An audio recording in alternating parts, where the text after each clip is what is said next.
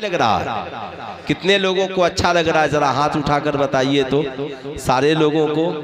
अब देखिए, एक तरफ उस जात के चेहरे को देख रहे हैं जो साहबे कुरान की औलाद है, और एक तरफ ये 10 हाफिजे कुरान के चेहरे को देख रहे हैं।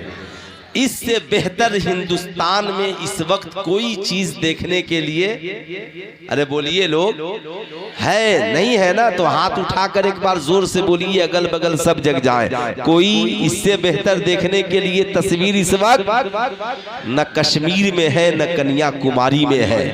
आज अभी जो कुछ आप देख रहे हैं, दारुल उलूम रज़विया जामिउल उलूम का ये अजीमुशान हसीन संगम, माशाअल्लाह, आप इसे माथे की निगाहों के सामने रखें। अगर आप लोगों की इजाजत हो तो 4-10 मिनट में तकरीर करूं, इजाजत है?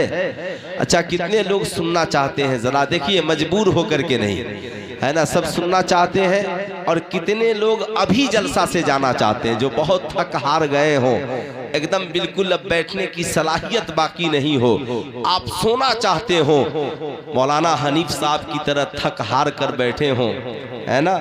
माशाअल्लाह, ये तो वो आदमी है साहब कि पूछिए मत। अच्छे अच्छे लोग इनको देख करके मुस्कुराते हैं, माशाअल्लाह। तो सबकी इजाज़त है।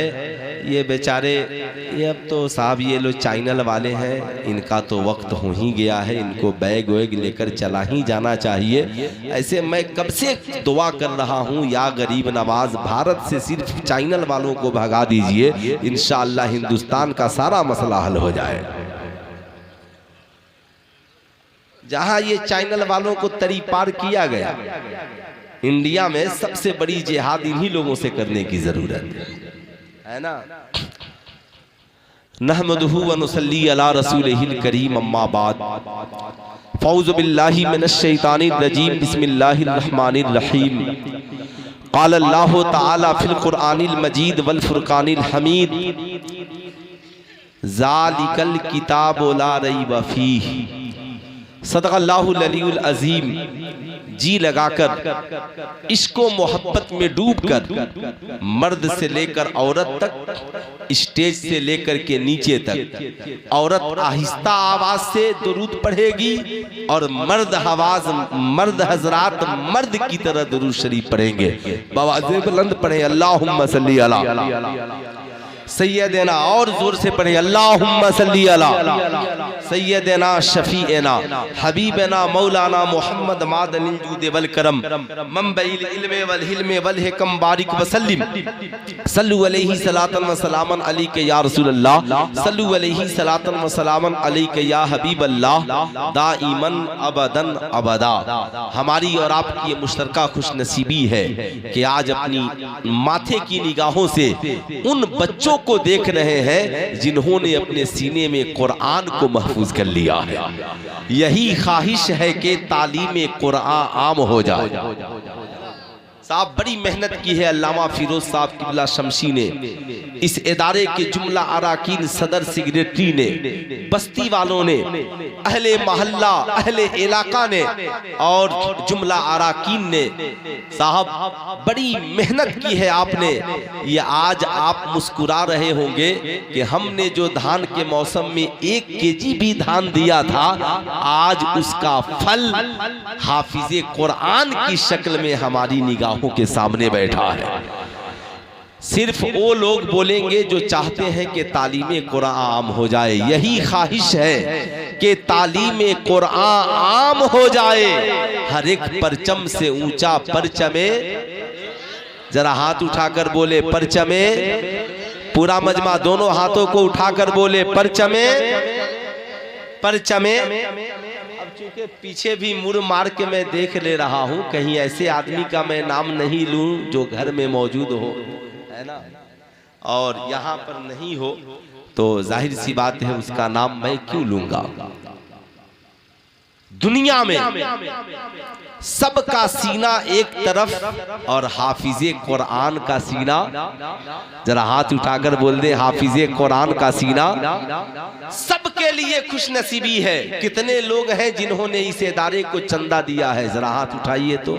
साल भर में जिसने भी दिया है, अरे अभी नहीं भाई, आपने कभी भी चंदा दिया इस इदारे को? जरा हाथ उठा करके बताइए तो। मुझे उम्मीद है कि अक्सर लोग इसमें ऐसे हैं जिन्होंने इस इदारे को चंदा दिया है, धान की शक्ल में, गेहूं की शक्ल में, पैसे की शक्ल में, चमड़े की शक्ल में, जैसे भी आपने जामिया रज़विया जामिउल उलूम की मदद की है, इन उलमा का आपने ताउन किया है, कसम खुदा की कल बरोज़े महशर हुक्म होगा, ऐ हाफिज़े कुरान, कुरान पढ़ता जा और मेरी जन्नत में चढ़ता जा। क्या हुक्म होगा? कुरान पढ़ता जा और जन्नत में चढ़ता जा।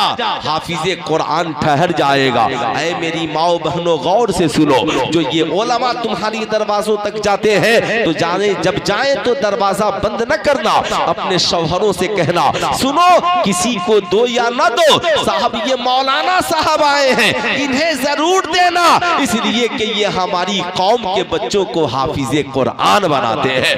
हाफिज़े कुरान ठहर जाएगा, कहेगा मौला मैं जन्नत में जाऊं, मगर जिन्होंने मेरी तालीम का इंतजाम किया वो जन्नत में कब जाएंगे? जिन्होंने मेरी पढ़ाई का इंतजाम किया वो जन्नत में कब जाएंगे? रब्बे कदीर फरमाएगा, ऐ हाफिज़े कुरान तू भी जन्नत में जा, और जिन लोगों ने तेरी तालीम में मदद की है उन्हें भी जन्नत में लेकर चला जा, उन्हें भी जन्नत में लेकर के चला जा। अब जरा गौर से सुनिएगा, दुनिया में किताबें बहुत हैं, मेरी माँ बहनों तुम भी सुनो, लेकिन किताबें बहुत हैं और पढ़ने वाले भी बहुत हैं। मीडिया में एक डॉक्टर साहब का इंटरव्यू चल रहा था, मीडिया वालों ने पूछा, डॉक्टर साहब आप तो बड़े ब्रिलियंट हैं, बड़े तालीम याफ्ता है, आप डॉक्टर हैं, बहुत बड़ी यूनिवर्सिटी से पढ़ करके डॉक्टर बने हैं। ये जब कोई उठता है ना मोबाइल लेकर तो मेरा मूड इतना खराब होता है, जानते हैं क्यों? मैं जान रहा हूं एक दिन मोबाइल ऑफ हो या नहीं हो, लेकिन ये इंसानों का दिमाग तो जरूर ऑफ कर देगा, ऑफ करके रहेगा। इसलिए जब पाकीज़ा महफिलों में बैठिए तो सब ठीक ठाक करके बैठिए, इत्मीनान सुकून के साथ 10 मिनट सुनिए, मगर दिल से सुनिए। तो डॉक्टर साहब बैठे थे, इंटरव्यू चल रहा था, पूछा डॉक्टर साहब आप इतने पढ़े लिखे हैं, मगर चटाई पे बैठकर पढ़ाने वाले मौलवी साहब के पास आप क्यों जाते हैं? आप मस्जिद में 5,000 7,000 की मामूली तनख्वाह पाने वाले इमाम के पीछे क्यों खड़े होते हैं? आप तो डॉक्टर साहब ज़मीर फरोश नहीं थे। डॉक्टर साहब ने कहा हाँ मैं बहुत बड़ा डॉक्टर हूँ, 3 लाख मेरी सैलरी है, 10 लाख रुपए की मैं कमाता हूँ, 1 करोड़ के बंगले में रहता हूँ, मगर सुनो मैं अपनी जिंदगी में अपनी मस्जिद के इमाम का मोहताज हूँ, मैं जिंदगी में एक आलिम का मोहताज हूँ। उसने कहा क्यों? कहा उसकी वजह यह है कि सुनो हम डॉक्टर बने हैं, हम इंजीनियर बने हैं, हम प्रोफेसर बने हैं, लेकिन हम दुनिया के इंसानों की लिखी हुई किताबों को पढ़कर डॉक्टर, इंजीनियर और प्रोफेसर बने हैं, और ये मस्जिद में मामूली तनख्वाह पे इमामत करने वाला हमारी कौम का हाफिज और आलिम ये दुनिया के इंसानों की लिखी हुई किताबों को पढ़कर हाफिजे कुरान नहीं बना, बल्कि अल्लाह की नाजिल की हुई किताब कुरान को पढ़कर हाफिजे कुरान बना है, कुरान को पढ़कर आलिमे दीन बना है। इसलिए हम जब इंसानों की लिखी हुई किताब पढ़ते हैं तो हम पीछे खड़े होते हैं, और जो खुदा की नाजिल की हुई कुरान पढ़ता है वो हमारी कौम का सरदार बनता है, वो हमारी कौम का इमाम बनता है, मस्जिद में भी आगे रहता है, समाज में भी आगे रहता है, माशरे में भी आगे रहता है। अल्लाह उसे इमाम बना रहा है, हमें मुक्तदी बना रहा है। अच्छा साहब आपने देखा होगा, अच्छा खतीबों से मुसाफा करना जायज है ना? अब जाहिर सी बात है, बहुत सारे लोग जानते हैं मौली साहब जब शेर पढ़ियन तब ले वो करके चलिएगा मुसाफा करने, है ना। लेकिन जब आप बहुत सारे भारत में ऐसी जगहें हैं, उड़ीसा चले जाइए, आप भारत का सबसे ब्रिलियंट शहर माना जाता है कोटा। तो इन साल मैं कोटा गया था हजरत, तो जलसे में ना नाजिम का पता ना शायर का पता। मैंने कहा ये कैसा जलसा है भाई? बोला हजरत टेंशन मत लीजिए, ये कोटा है, आप 10 बजे तकरीर आपकी शुरू हो जाएगी। मैं गया तो 100 लोग बैठे थे, जैसे ही तकरीर शुरू हुई तो 1000 लोग हो गए। ठीक है, तो सिर्फ तकरीर हुई, पढ़े लिखे लोग थे। हर 5 मिनट बाद जब कोई बात अच्छी लगती तो लोग आकर मुसाफा करते, खुश होते। मैंने पूछा आप शायरी क्यों नहीं कराते हैं? कहा वहाँ साहब शायरी हम सुनते हैं नात की नीयत से मुख्तसर, मगर तकरीर इसलिए सुनते हैं कि उससे हमारी जिंदगी संवरती है। तकरीर हम इसलिए सुनते हैं कि उससे हमारी जिंदगी संवरती है। तालीम हर जगह है, स्कूल में भी है, कॉलेज में भी है, यूनिवर्सिटी में भी है, मदरसे में भी है, दारुल उलूम में भी है, मकतब में भी है, खानकाह में भी है, दरसगाह में भी है, सब जगह तालीम है। लेकिन आपने देखा होगा हर शख्स के लिए किताबें अलग अलग, डॉक्टर के लिए अलग किताब, इंजीनियर के लिए अलग किताब, प्रोफेसर के लिए अलग किताब, 1 से 5 के लिए अलग किताब, 5 से 8 के लिए अलग किताब, 8 से 10 के लिए अलग किताब। जो डॉक्टर पढ़ेगा इंजीनियर नहीं, जो इंजीनियर पढ़ेगा प्रोफेसर नहीं, जो प्रोफेसर पढ़ेगा साइंटिस्ट नहीं। हर सिलेबस के चुनाव करने वाले के लिए अलग अलग किताब। मगर एक किताब ऐसी भी है, डॉक्टर साहब को देखिए तो कुरान पढ़ रहे हैं, इंजीनियर साहब को देखिए कुरान पढ़ रहे हैं, प्रोफेसर साहब को देखिए कुरान पढ़ रहे हैं, नर्सरी के बच्चे को देखिए ज़बानी कुरान पढ़ रहा है, मैट्रिक के बच्चे को देखिए कुरान पढ़ रहा है, घर में बहनों को देखिए कुरान पढ़ रही है, घर में औरतों को देखिए कुरान पढ़ रहे हैं। मैंने कहा डॉक्टर साहब आप कुरान क्यों पढ़ रहे हैं? कहा मैं डॉक्टर तो बन चुका हूँ, मगर कुरान इसलिए पढ़ रहा हूँ ताकि मेरी जिंदगी कामयाब हो जाए। इंजीनियर साहब आप कुरान क्यों पढ़ रहे हैं? कहा मैंने किताबें बहुत पढ़ी है, मगर कुरान इसलिए पढ़ रहा हूं ताकि दुनिया व आखिरत कामयाब हो जाए। मैंने देखा बहुत बड़े जेंटलमैन है, बाप की कब्र पे खड़े होकर सूरह यासीन की तिलावत कर रहे हैं। मैंने कहा साहब आप कुरान क्यों पढ़ रहे हैं? कहा मौलाना मैंने किताबें बहुत पढ़ी हैं, मगर यही एक किताब है जो हिंदुस्तान से पढ़िए तो कब्रिस्तान वालों के भी काम आ जाता है। मैंने घर में बूढ़ी माँ से पूछा बता तू कुरान क्यों पढ़ रही है? कहा मौलाना साहब किताबें बहुत पढ़ ली, मगर कुरान इसलिए पढ़ रही हूँ ताकि पूरा मेरा घर और माशरा कामयाब हो जाए। मैंने देखा बच्चे मदरसे में कुरान पढ़ रहे हैं। मैंने कहा हाफिज साहब आप लोगों की दस्तारबंदी हो गई, मगर आप लोग कुरान क्यों पढ़ रहे हैं? कहा हजरत इसलिए ताकि रमजान में कुरान सुनाना है। देखा मौलाना हनीफ साहब भी कुरान पढ़ रहे हैं। मैंने कहा हुजूर आप क्यों कुरान पढ़ रहे हैं? कहा जिन लोगों पे आसिबी खलल और असर होगा मैं कुरान पढ़ करके दम कर दूंगा, सब ठीक हो जाएगा। मैंने कहा देखा कि साहब खानकाह में पीर साहब कुरान पढ़ रहे हैं। मैंने कहा हुजूर आप कुरान क्यों पढ़ रहे हैं? कहा ताकि कुरान पढ़ूं और मुरीदों को सिखाओ। अब साहब मुफस्सिर भी कुरान पढ़ रहा है, मुहद्दिस भी कुरान पढ़ रहा है, किताब एक है मगर घर में औरत भी पढ़ रही है, डिस्पेंसरी में डॉक्टर भी पढ़ रहा है, कॉलेज में प्रोफेसर भी पढ़ रहा है, दरसगाह में आलिम भी पढ़ रहा है, मस्जिद में इमाम भी पढ़ रहा है। ऐ कुरान तेरा जवाब नहीं है, दुनिया की सारी किताबें एक तरफ, मगर ऐ कुरान तेरी खासियत ये है किताब एक है मगर डॉक्टर कहता है मेरी जरूरत का नाम कुरान है, इंजीनियर कहता है मेरी जरूरत का नाम कुरान है, प्रोफेसर कहता है मेरी जरूरत का नाम कुरान है, हाफिज कहता है मेरी जरूरत का नाम कुरान है, आलिम कहता है मेरी जरूरत का नाम कुरान है, घर में रहने वाली औरत कहती है मेरी जरूरत का नाम कुरान है। अरे यार सूली पे चढ़ने वाला, कोई फांसी के फंदे पे लटकने वाला मुजरिम भी हो तो कहता है मेरी भी जरूरत का नाम कुरान है। तो सबकी जरूरत वाली किताब का नाम क्या है? पूरा मजमा हाथ उठाकर बोलिए क्या नाम है, और जोर से बोलिए क्या नाम है? कुरान।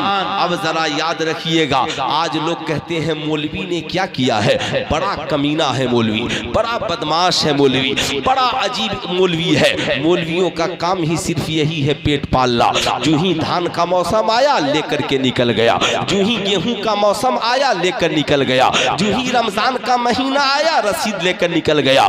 इन मौलवियों ने क्या किया है? मैं कहूंगा बिल्कुल आप परफेक्ट कह रहे हो। इन मौलवियों ने क्या किया है, आप ईमानदारी से बताइए। आज लोग कहते हैं मदरसे ने क्या किया है, मैं आपसे कहूंगा मौलवियों ने कुछ नहीं किया। मौलवी कर भी क्या सकता है, आपके सामने गिड़गिड़ाएगा। 8,000 की मामूली सी तनख्वाह पे 24 घंटे आपकी मस्जिद में इमामत करेगा। मदरसे में बहुत अच्छा काम कर दिया तो कमेटी हिसाब किताब करके उसका सारा अंजाम मुकम्मल कर देगी। मौलवी कर भी क्या सकता है। लेकिन मैं आपसे पूछना चाहता हूं, चलिए मौलवियों ने कुछ नहीं किया, मौलवियों की तादाद कितनी है? मगर 99% जो लोग डॉक्टर बन रहे हैं, जो लोग इंजीनियर बन रहे हैं, जो लोग प्रोफेसर बन रहे हैं, मौलवी कौम के लिए कुछ नहीं करता। डॉक्टर ने कौम के लिए क्या किया है, इंजीनियर ने कौम के लिए क्या किया है? अरे मैं पूछना चाहता हूं, बताओ ईमानदारी के साथ, कितने डॉक्टर हैं जिन्होंने कौम के बच्चों को फ्री में डॉक्टर बनाया है? कितने इंजीनियर हैं जिन्होंने कौम के बच्चों को फ्री में पढ़ाकर इंजीनियर बनाया है? कितने प्रोफेसर हैं जिन्होंने कौम के बच्चों को फ्री में पढ़ाकर प्रोफेसर बनाया है? हाल ये है कि अगर 1 महीना फी जमा नहीं हो तो घर भेज देगा। 1 महीना अगर फी जमा ना हो तो कॉलेज से नाम काट कर भेज दिया जाएगा।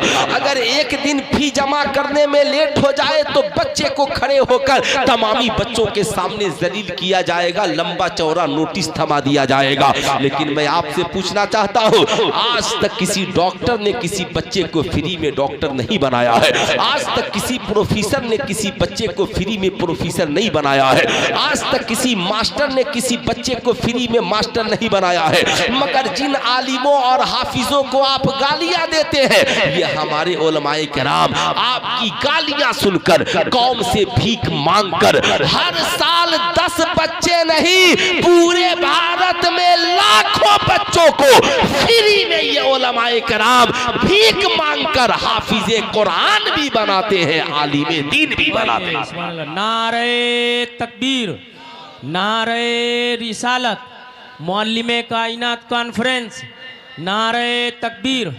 बहुत अच्छा। अब आप ईमानदारी से बताइए, फिर भी आप कहते हैं मौलवियों ने कुछ नहीं किया। मैं तो कहता हूं अगर मौलाना मजहरुल हक नहीं होते तो ये भारत भी आजाद नहीं होता। जब गांधी जी को पूरे भारत में किसी ने जमीन नहीं दी तो एक मौलवी ही पटना में खड़ा हुआ और सदाकत आश्रम बनवाई। बेटा ए लड़का बैठो चुपचाप, जब तक तकरीर खत्म नहीं होगी खड़ा नहीं होगा। इत्मीनान से बैठो, अभी 10-15 मिनट गौर से सुनिएगा। साहब आप क्या समझते हैं, साहब ये इतने बच्चे 10 बच्चे हाफिजे कुरान बने हैं, सुभान अल्लाह। आपने सारी फजीलत सुन ली, माँ बाप के सरों पे ताज रखा जाएगा। अब ये 10 बच्चों का काम क्या है, ये काम क्या करेंगे? साहब याद रखिएगा, अब ये 10 बच्चे यहाँ से पढ़ करके निकलेंगे, किसी मस्जिद में इमाम बनेंगे, किसी मदरसे में मुदर्रिस बनेंगे। चलिए कुछ नहीं बने, अपने गांव में पलट कर चले गए। गांव की बस्ती में जो ही पहुंचे, हाफिज इमाम साहब ने ऐलान किया, गांव वालों मुबारक हो। गांव वालों ने कहा किस बात की मुबारकबादी? कहा आपकी बस्ती का एक बच्चा हाफिज कुरान बन गया है। कहा तो फिर? कहा इस साल हम लोग तरावी की नमाज उसी हाफिज कुरान के पीछे पढ़ेंगे। अब साहब घर का गरीब किस्म का इंसान था, रिक्शा चलाने वाला।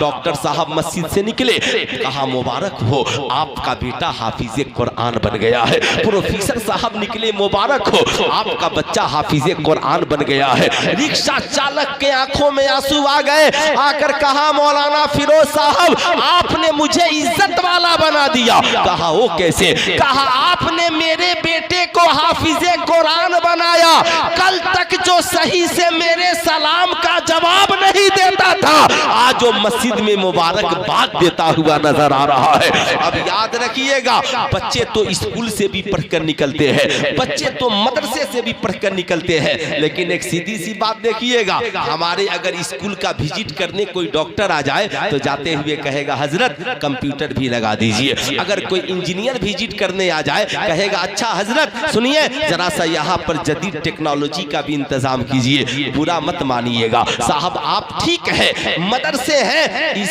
एक मदरसे से आप कितनी मदरसे में कितने बच्चे पढ़ते हैं? 1% बच्चे मदारिस इस्लामिया में अभी इस वक्त नहीं पढ़ते, 1% भी नहीं पढ़ते हैं। अब यही 1% कुरान भी पढ़े, हदीस भी पढ़े, फिकह भी पढ़े, तफसीर भी पढ़े, हिंदी भी पढ़े, मैथ भी पढ़े, इंग्लिश भी पढ़े, साहब बहुत अच्छी बात है। अब इंग्लिश की कमी है क्या? मौलाना निसार मिसबाही साहब जैसा आदमी है। अब साहब जदीद टेक्नोलॉजी के मदरसे में कमी है क्या? हमारे बच्चे मदारिस इस्लामिया से फारिग होने वाले बच्चे IPS अफसर है, स्कूल में टीचर है, कॉलेज में प्रोफेसर है, PO MS है, साहब हर मैदान में मदारिस के बच्चे नजर आएंगे, मगर ये 1% पे ही आपका सारा जोर चल रहा है, वरना मदरसे में नहीं पढ़ाना है, जदीद टेक्नोलॉजी नहीं है, आप लोग बड़ी पुरानी पढ़ाई करते हैं। मैं कहूँगा हाँ हमारे पास जदीद टेक्नोलॉजी नहीं है, लेकिन आपने कभी स्कूलों का भी जायजा लिया है? आपने कभी कॉलेजों का भी जायजा लिया है? ये 99% हमारी कौम की बच्चियां और बच्चे स्कूल में पढ़ते हैं, कॉलेज में पढ़ते हैं। आपने कभी स्कूल में भी जाकर पूछा कि 1000 बच्चों ने मैट्रिक किया तो ये बच्चे जा कहाँ रहे हैं? 1 लाख बच्चों ने इंटर किया तो इन बच्चों का किरदारो कैरेक्टर कैसा है? आपने कभी पूछा? आज हालात ये है, जो ही मैट्रिक पास किया हाथ में सिगरेट है और एक हाथ में पेप्सी कोको कोला है, हाथ में कड़ा है, कान में बाली है, लंबा बाल है, रबड़ लगा है, कलम की जगह बंदूक चला रहा है, शराब की बोतलें पी रहा है, कौम की बेटियां ज़िना में मुलव्विस है, साहब बॉयफ्रेंड और गर्लफ्रेंड का चक्कर चला हुआ है, बाप अपनी किस्मत पे आंसू बहा रहा है। आपने जाकर कभी कॉलेज में पूछा, ओ कॉलेज के प्रिंसिपल साहब मेरी बेटी आवारा नहीं थी, कॉलेज में आने के बाद आवारा कैसे बन गई? मेरा बेटा शराबी नहीं था, कॉलेज में आने के बाद शराबी कैसे बन गया? मेरा बेटा नेक था, कॉलेज में आने के बाद आवारा कैसे बन गया? कॉलेज का प्रोफेसर कहेगा किस गली से आए हो? किस दरवाजे से आए हो? कहा इस दरवाजे से। कहा ये हमारा निसाब देख लो, हम यहाँ किताब पढ़ाने आते हैं, तेरे बेटे को अल्लाह का वली बनाने नहीं आते हैं, तेरी बेटी को हम किताबें पढ़ाने आते हैं, हम इंटर की किताबें पढ़ाएंगे, मैट्रिक की किताबें पढ़ाएंगे, साइंस की किताबें पढ़ाएंगे, तारीख की किताबें पढ़ाएंगे। अब तेरा बेटा रात में शराब पिए, हमें क्या लेना देना? तेरा बेटा दिवाली में जुआ खेले, हमें क्या लेना देना? तेरा बेटा किसी की बेटी को लेकर भाग जाए, हमें क्या लेना देना? तेरी बेटी किसी लड़के के साथ आवारागर्दी की शिकार हो जाए, हमारा क्या लेना देना? लेकिन कसम खुदा की याद रखिएगा, अगर आपने कभी मदारिस का जायजा लिया तो देखिएगा साहब ये 99% बच्चे स्कूल से पढ़कर आने के बाद कोई गाना सुन रहा है, कोई फिल्म देख रहा है, कोई मूवीज में लगा हुआ है। साहब वो ये समझते हैं हम इसीलिए पैदा हुए हैं ताकि हम बैठकर कार्टून देखेंगे, हम इसीलिए पैदा हुए हैं हम बैठ करके साहब क्रिकेट देखेंगे, हम इसीलिए पैदा हुए हैं कि हम बैठकर गाना और फिल्में देखेंगे। बुरा मत मानिएगा, भारत का दुनिया का सबसे सुपर पावर मुल्क है अमेरिका, उसकी कितनी टीमें वर्ल्ड कप में खेलती है? दूसरा सुपर पावर मुल्क है रशिया, उसकी कितनी टीमें वर्ल्ड कप में खेलती है? तीसरा सुपर पावर मुल्क है चाइना, उसकी कितनी टीमें वर्ल्ड कप में खेलती है? वो जानते हैं इन कम पढ़े लिखों को खिलाड़ी बनाओ, जब बॉर्डर पे लड़ने की बात आएगी, जान बचाने की बात आएगी तो बैट बल्ला काम नहीं आएगा। तब उस वक्त अमेरिका कहेगा तुम APJ अब्दुल कलाम एक ही क्यों पैदा किए? अगर तुम एक APJ अब्दुल कलाम एक ही क्यों पैदा किए? विराट कोहली करोड़ों पैदा हो रहे हैं, सचिन तेंदुलकर लाखों पैदा हो रहे हैं, रोजाना क्रिकेट के मैदान में रिकॉर्ड बन रहे हैं, टूट रहे हैं, मगर APJ अब्दुल कलाम के बाद कोई दूसरा साइंटिस्ट इस तरह क्यों नहीं बन रहा है? आप जरा सा सोचिए, अमेरिका जानता है इन्हें खिलाड़ी बना के रख रखो ताकि जिंदगी भर खेल तमाशे में रहे, और जब ताकत की जरूरत पड़ेगी तो अमेरिका कहेगा हमारे पास आइए, टेक्नोलॉजी हमारे पास है, साइंस हमारे पास है, हमारे पास जीनियस लोग हैं, हमारे पास ब्रिलियंट और दिमाग वाले लोग हैं, आपकी जिंदगी कहाँ है? मगर वाह रे इस्लाम तेरा जवाब नहीं। तूने मुसलमानों से पैदा होते ही खिताब किया, तलबुल इल्म फरीज़तुन अला कुल्ली मुस्लिमिन व मुस्लिमा, इल्म हासिल करना हर मुसलमान मर्द औरत पर फर्ज है। उतलुबुल इल्मा मिनल महद इलल लहद, इल्म हासिल करो। इस्लाम में नमाज बाद में फर्ज है, रोजा बाद में फर्ज है, हज बाद में फर्ज है, ज़कात बाद में फर्ज है। इस्लाम में हर मुसलमान मर्द औरत पर जो पहली चीज फर्ज है वो तालीम है, वो शिक्षा है, वो एजुकेशन है। अल्लाह के नबी फरमाते हैं इल्म हासिल करने के लिए 3 साल की उम्र की जरूरत नहीं, बल्कि माँ की पेट से लेकर गोद से लेकर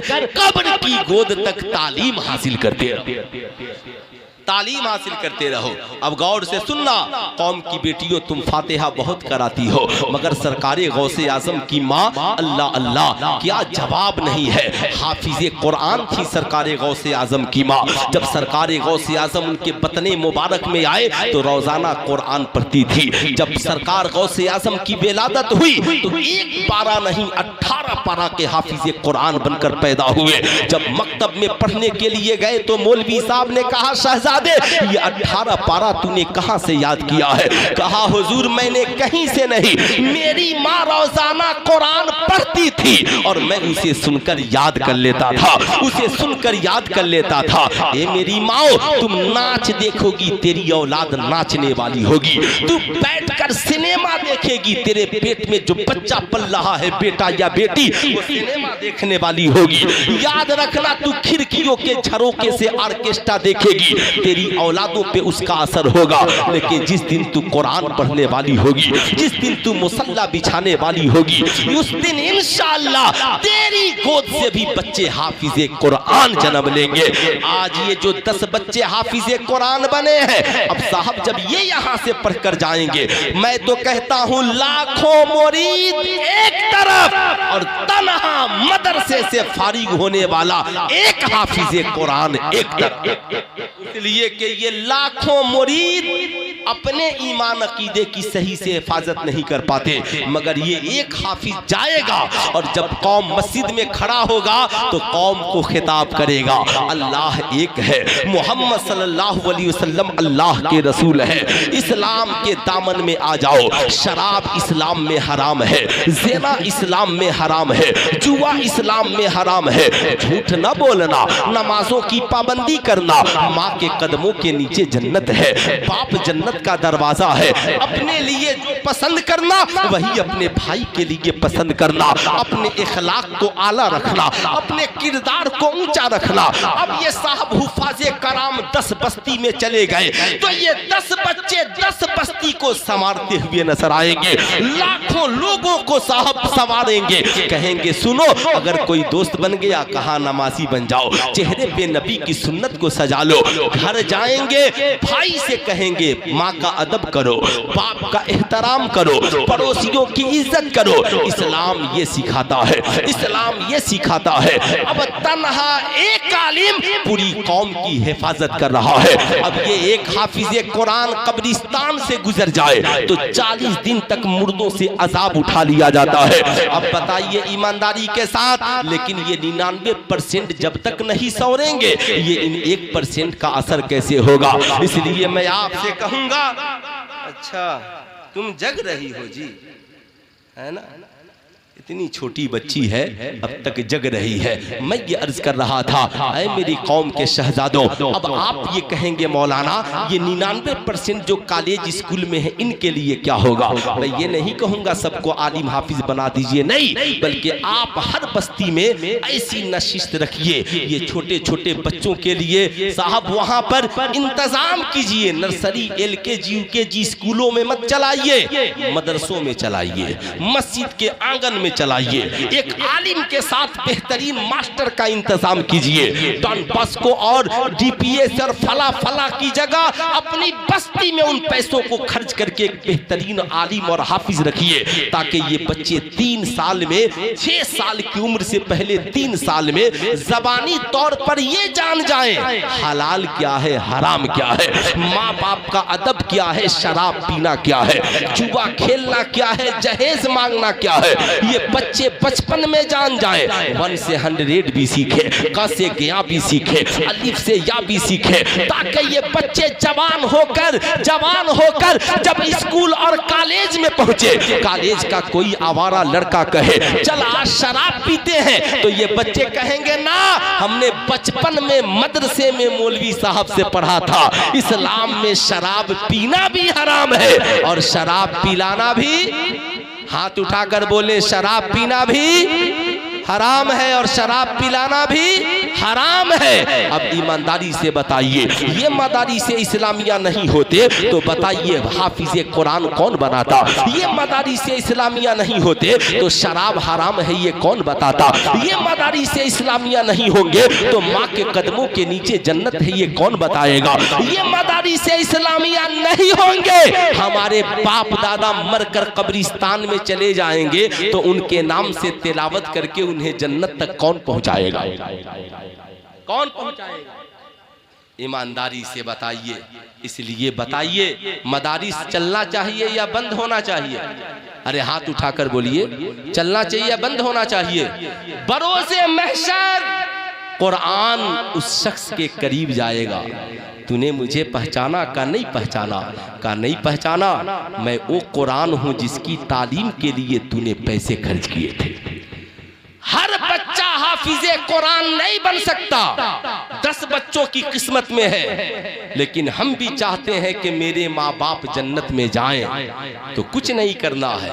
ठीक है, हम हाफिजे कुरान नहीं बने, हम अपनी माँ के नाम पर एक बच्चे को हाफिजे कुरान बना देंगे। ईमानदारी से बताइएगा, एक बार अगर बाप का सालाना करते हैं तो कम से कम 50,000 लाख रुपए खर्च होते हैं कि नहीं होते हैं? होते हैं ना।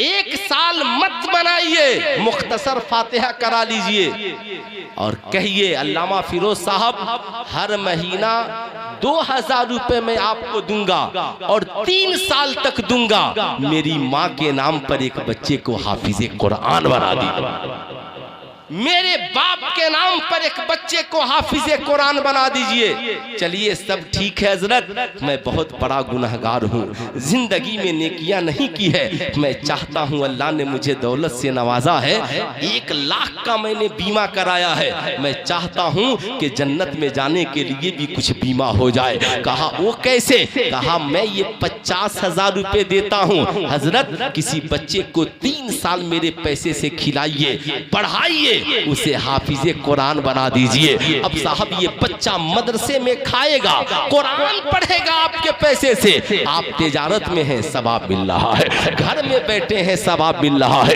ये बच्चा दूसरे को पढ़ाएगा, वो तीसरे को पढ़ाएगा, ये 10 को पढ़ाएगा, 10 100 को पढ़ाएंगे, 100 करोड़ को पढ़ाएंगे। ये 50,000 रुपए 50 अरब के मुकाबले में चला जाएगा। आप जब कब्रिस्तान में पहुंचेंगे तो साहब 5000 हाफिजे कुरान पढ़ते होंगे और सबकी तिलावत का सवाब आपकी कब्र में पहुंच रहा होगा। तो मैं ये नहीं कहूंगा कि आप पूरा बोझ उठा लीजिए, मैं ये कहूंगा क्या कोई बेटा चाहता है कि अपनी माँ के नाम पर किसी बच्चे की कुरान की तालीम के लिए खर्च उठाए?